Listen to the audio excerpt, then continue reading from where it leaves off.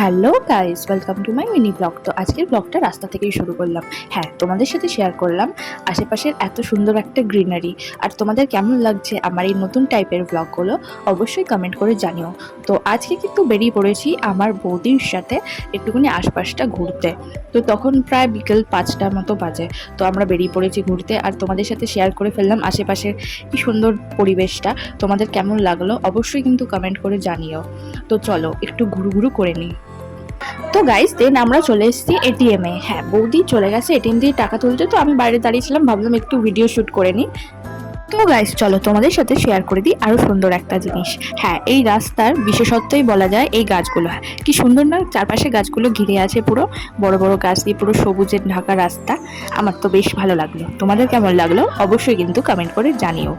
তো গাইস গাছের সৌন্দর্যগুলো কিন্তু খুব মজা নিয়ে এনজয় করতে করতে দেন চলে এলাম শপিংয়ে। হ্যাঁ, নেওয়ার ছিল ব্লাউজ। তো চলে এসেছি ব্লাউজের দোকানে, মাসি ব্লাউজ নিতে বলেছিল। তো দেন চলে এসেছি একটা সাজগোজের দোকানে, বৌদির একটা নেকলেস নেওয়ার ছিল সাজগোজের জন্য। তো দেন ভুক্ষার মানুষ, তো মোমো লাভার আমি।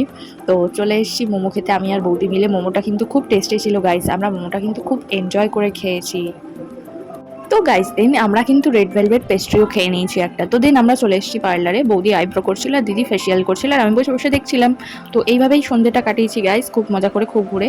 তো তোমাদের কেমন লাগলো ব্লগটা অবশ্যই কিন্তু কমেন্ট করে জানিও গাইস। দেখা হচ্ছে নেক্সট মিনি ব্লগে, এখনের জন্য টাটা।